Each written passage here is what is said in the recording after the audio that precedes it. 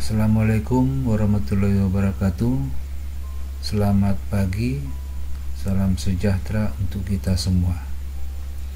Jumpa lagi dengan saya Juniman Silalahi di channel YouTube Education.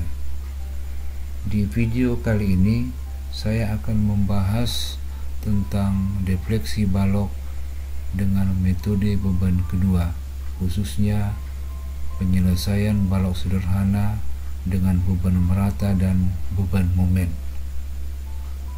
Jangan lupa subscribe video ini, beri komen, dan ikuti terus update video terbaru berikutnya. Terima kasih. Contoh kasus 3, ini akibat beban merata di mana tempat ya sepotong atau penuh atau setengah.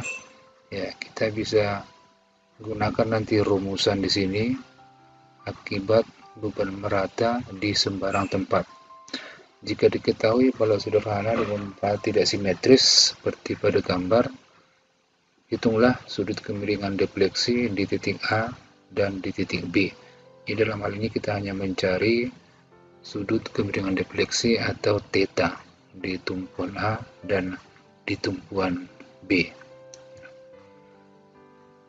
Berdasarkan beban yang ada, kita ambil bagian kecil dx dengan beban Q sejarak X, dan dari tumpuan A menuju awal beban itu disebut dengan A1, dan dari ujung A ini menuju ke akhir beban itu disebut dengan A2, dan panjang bentangnya adalah L. Penyelesaiannya adalah d theta b sama dengan Q dx kali L kuadrat dikurang S kuadrat per 6 LEI. Jadi theta b sama dengan integral A2A1 Q dx L kuadrat X dikurang X pangkat 3 dibagi dengan 6 LEI. Nah, dari hasil integral ini kita sederhanakan, maka diperolehlah rumusannya theta b sama dengan Q per 6 L EI dikali setengah L kuadrat X kuadrat dikurang seperempat X pangkat 4, batas atas A2, batas bawah A1.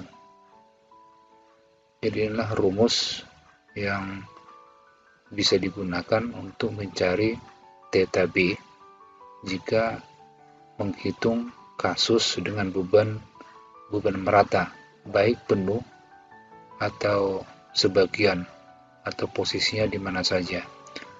Sedangkan theta a itu juga dapat ditentukan menggunakan rumus yang sama dengan ini. Ya. Hanya yang membedakan adalah batas atas dan batas bawah.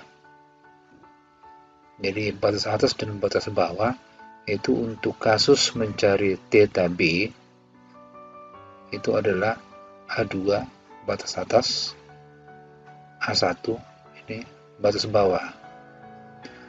Sedangkan untuk mencari theta a nanti kita lihat adalah batas atasnya itu dari yang disebut dengan A2, itu adalah jarak dari tumpuan sebelahnya hingga awal beban. Jadi awal beban itu dimulai dari titik tumpuan yang ditinjau. Berarti A2 adalah jarak dari B sampai ke ujung awal beban. Ya. Jarak dari B sampai ke awal beban. Awal bebannya itu adalah di mana kita akan tinjau. Jadi misalnya kita akan meninjau sudut kemiringan di titik A, maka awal bebannya dari sini. Sedangkan ini adalah akhir bebannya. Kalau tadi kita tinjau titik B, maka awal bebannya adalah ini. Awal beban ini sehingga ini adalah akhir beban. Jadi ini awal beban, ini akhir beban. Jadi A1 adalah jarak dari tumpuan sebelahnya, berarti ini tumpuan sebelahnya, hingga akhir beban.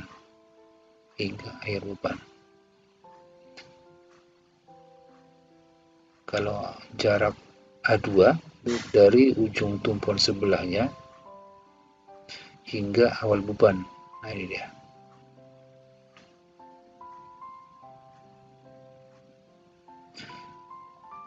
Tadi pada saat mencari theta B adalah A2-nya. A2-nya adalah dari tumpuan sebelahnya sampai awal beban. Ini awal beban karena kita tinjau di sini, ini awalnya. Sedangkan akhir beban adalah itu jarak dari tumpuan sebelahnya sampai ke akhir beban. Ini adalah batas bawah yang disebut tadi A1.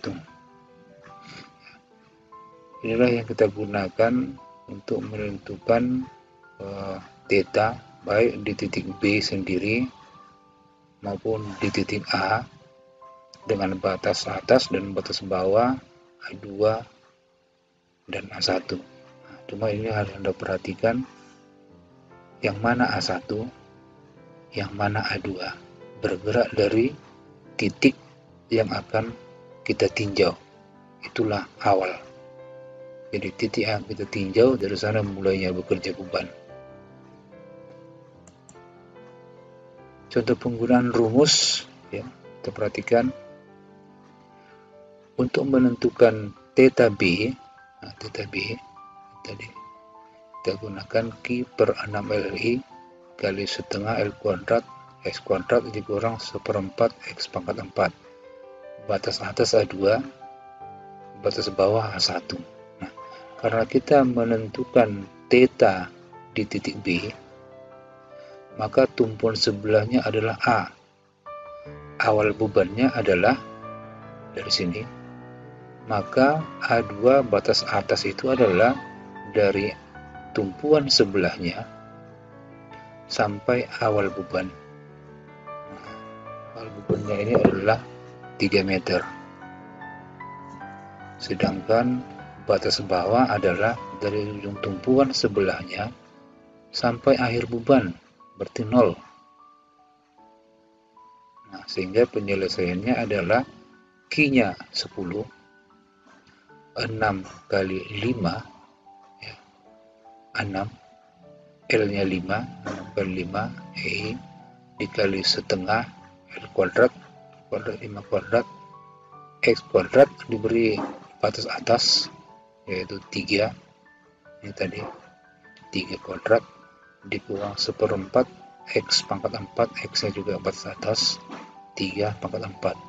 Maka didapatkanlah theta B-nya 30,75 per EI. Selanjutnya untuk theta A, nah kita sekarang berada di theta A. Nanti batas atasnya adalah dari tumpuan sebelahnya, ya, sampai ke awal beban. Nah, tumpuan sebelahnya sampai ke awal beban, berarti A2-nya adalah sebesar 5 meter. Sedangkan A1-nya adalah batas bawah dari tumpuan sebelahnya hingga akhir beban.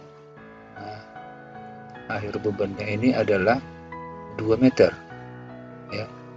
Jadi batas atasnya 5 meter, batas bawahnya 2 meter. Nah, perhatikan kita masukkan ke rumus ini, ya, 10, 6 kali 5, setengah, ini masukkan batas atas kuadrat, batas atas kuadrat dikurang 1/4 batas atas pangkat 4, lalu dikurang. Nah, masuk rumus yang ini lagi sebagai pengurang, masukkan nilai batas bawah, jadi setengah L kuadrat kali A1 kuadrat.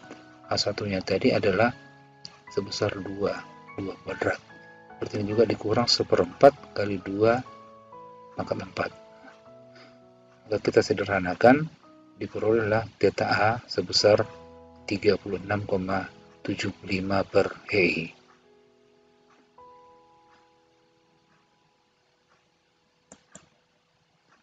Contoh kasus 4,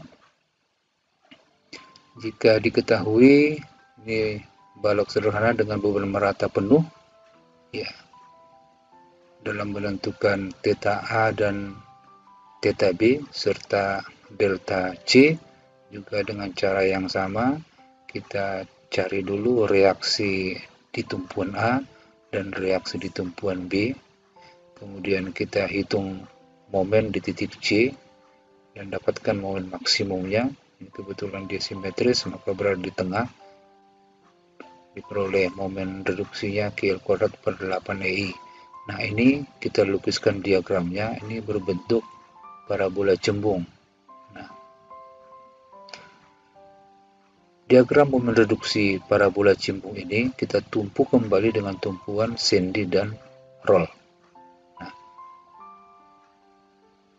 Untuk mendapatkan reaksi tumpuan yang kedua, ya, akibat mereduksi ini, RA kedua atau tidak lain adalah theta A dan RB kedua tidak lain theta B. Nah, kita gunakan juga menggunakan persamaan statika. Ya. Sigma MB sama dengan 0, nah, ya, menuju titik B. Kita mulai dari theta A dikali L, theta A dikali L dikurang luas bidang. Ya, luas bidang ini rumusnya 2/3 L dikali tinggi, ya, 2/3 L dikali QL kuadrat per 8EI dikali titik beratnya terhadap titik B kali setengah L.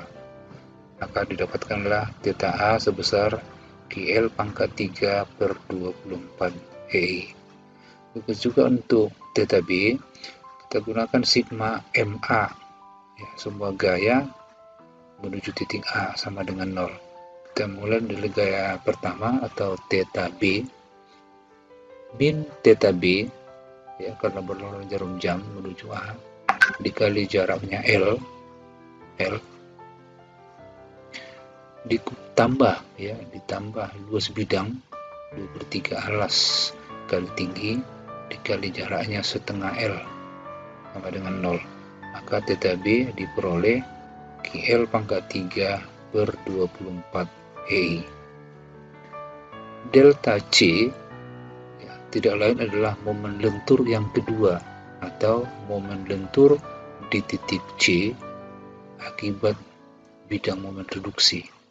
Nah, ini momen di titik C ini tidak lain adalah delta C. Theta A dikali setengah L, ya, theta A dikali setengah L dikurang luas setengah diagram parabola ini dengan rumus 2/3 kali setengah L dikali QL kuadrat per 8EI, ya, 2/3 alas kali tinggi, lalu dikali jaraknya dari titik berat ini terhadap titik C sebesar 3/8 dikali setengah L. Jadi 3/8 kali setengah L jaraknya. Nah, berarti theta A kali setengah L dikurang 2/3 kali setengah L kali QL kuadrat per 8EI dikali 3/8 kali setengah L. Maka diperolehlah hasilnya delta C sebesar 5 QL pangkat 4 per 384 EI.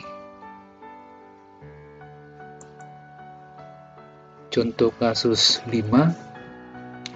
Contoh kasus 5 sama saja dengan cara yang tadi. Ini kebetulan beban meratanya adalah setengah bentang. Jadi setengah bentang ini dia tentu tidak simetris, ya, cenderung lebih besar momen lenturnya di daerah CA. Penyelesaiannya sama seperti tadi, kita dapatkan dulu RA, kemudian dapatkan RB dengan persamaan statika akibat beban luar, ya, akibat beban merata ini, setengah beban merata ini, setengah bentang. Selanjutnya kita hitung momen, ya, momen lentur akibat beban luar ini, MC. Lalu kita cari juga momen maksimum.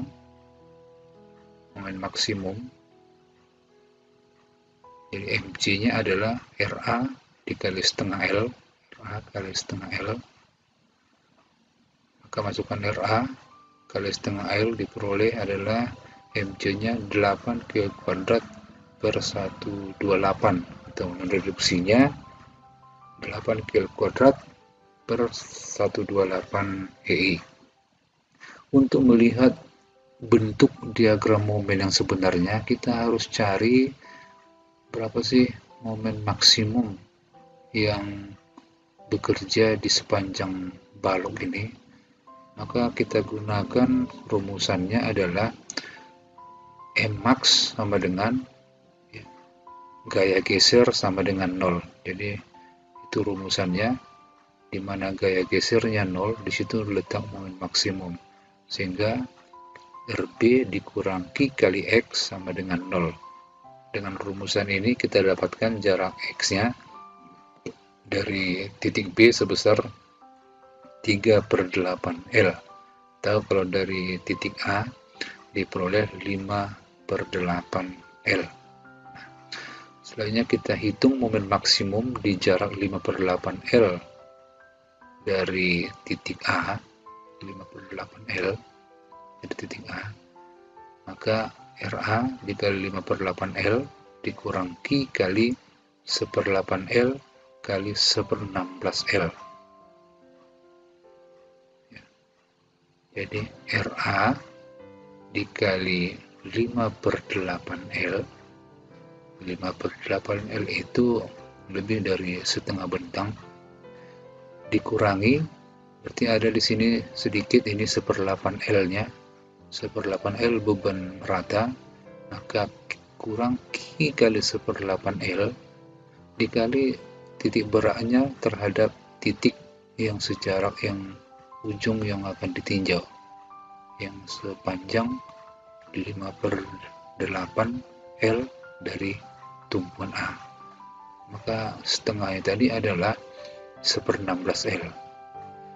Jadi M maksimumnya diperoleh sebesar 9 kL kuadrat per 128. Atau momen reduksinya 9 kL kuadrat per 128 EI.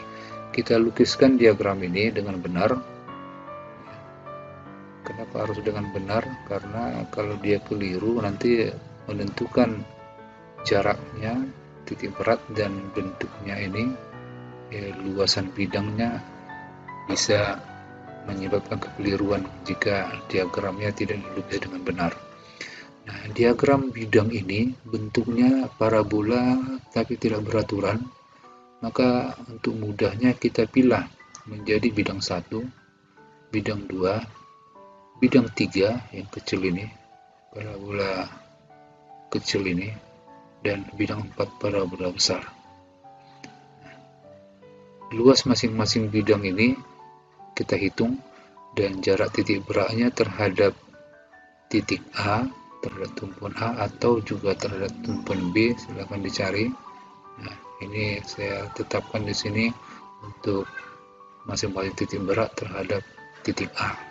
Nanti ke titik B tinggal mengurangkan saja, ya, dari bentang L dikurang ini, maka akan nanti jarak ke titik B nya akan diperoleh, demikian seterusnya.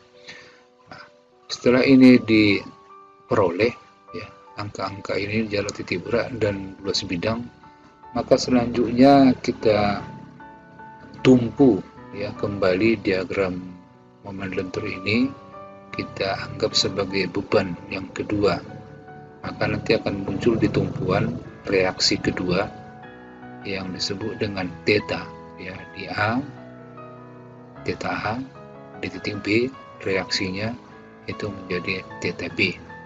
Kita gunakan persamaan statika, sigma IB sama dengan 0, theta A dikali L dikurang setengah alas kali tinggi nanti dikali jaraknya, itu jaraknya adalah 4/6 L ya, sisanya ini jaraknya adalah 4/6 L, lalu dikurang 1/8 L dikali 8 L², nah, itu bidang kedua. Lalu jaraknya terhadap titik B itu adalah 7/16L. 7/16L ya, jarak bidang kedua terhadap titik B. Lalu dikurang bidang ketiga. Bidang ketiga ini berbentuk parabola cembung yang kecil ya, dengan ketinggian QL²/128 maka penyelesaiannya ini dikurangi 2/3 dari 1/8L dikali QL²/128 lalu dikalikan jaraknya 27/64L. Jadi 27/64L ini adalah jarak dari titik berat bidang parabola kecil ini terhadap titik B. Selanjutnya yang terakhir adalah bidang keempat parabola ini, itu rumusnya adalah 2/3 kali 3/8L, karena jaraknya ini 3/8L, tingginya 9 QL²/128 itu tinggi parabola ini. Lalu jaraknya adalah dari titik berat ini terhadap titik B itu besar 15/64L ya, itu persamaannya ya, sama dengan 0.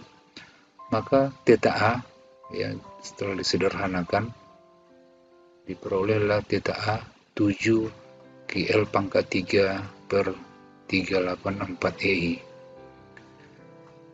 Demikian juga untuk mencari θ B ya. Untuk mencari θ B berarti kita menuju A, sigma MA sama dengan 0, min θ B dikali L ditambah.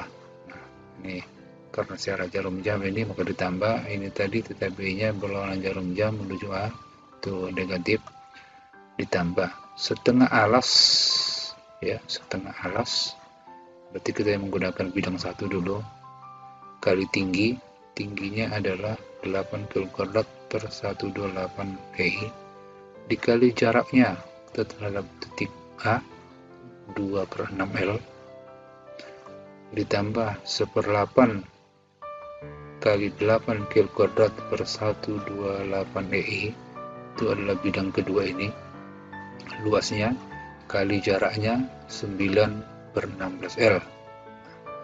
Masuk ke bidang ketiga parabola yang kecil ini, 2/3 kali 1/8L dikali QL²/128 itu luas bidangnya yang kecil, kali jaraknya ini 37/64L. Jadi 37/64L ditambah bidang yang terakhir, bidang keempat itu adalah 2/3 alas kali tinggi, 2/3 kali 3/8L dikali 9 QL²/128 itu luasnya bidang keempat, dikali jaraknya 49/64L 49/64L sama dengan 0. Maka jika persamaan ini kita sederhanakan, maka akan diperolehlah θ B sebesar 9 QL⁻³/384EI. Selanjutnya delta di titik C, nah itu tidak lain adalah momen lentur yang kedua di titik C. Momen lentur yang kedua di titik tentu akibat beban ya, akibat beban parabola ini. θ A ya dikali jaraknya terhadap titik C, terhadap titik C adalah setengah L, maka theta A dikali setengah L dikurang segitiga. Jadi segitiga ini adalah bidang momen sampai ke titik C.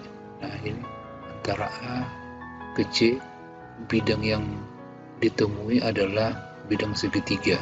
Luasnya adalah setengah L sekali tinggi. Ini dia, setengah dari setengah L dikali tingginya 8 kl² per 128 EI dikali jaraknya dari titik berat sampai ke titik C. Jadi dari titik berat segitiga sampai ke titik C itu adalah 1/6 L. Ya. Kalau ini jaraknya 2/6 L, nah ini menjadi 1/6 L. Karena ini batasnya dari A ke C itu jaraknya adalah setengah L kali 1/6 L. Nah, disederhanakan persamaan ini, maka diperolehlah delta C sebesar 5 kl pangkat 4 per 168 EI.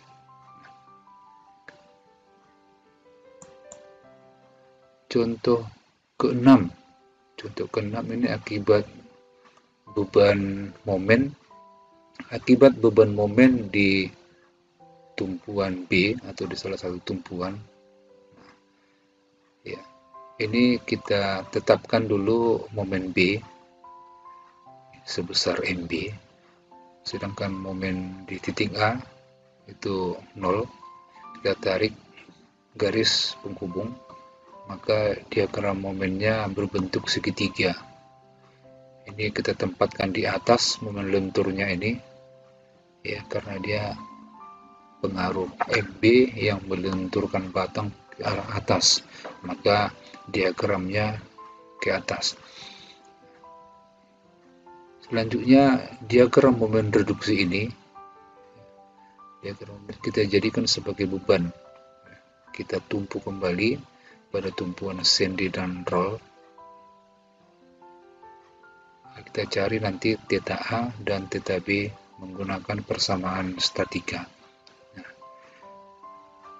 Jadi sigma MB sama dengan 0, sama seperti tadi, theta A dikali L dikurang setengah alas kali tinggi kali jaraknya sepertiga L, maka ditemukanlah theta A sebesar MB kali L per 6 EI.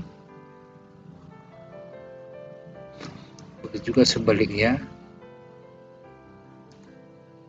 theta A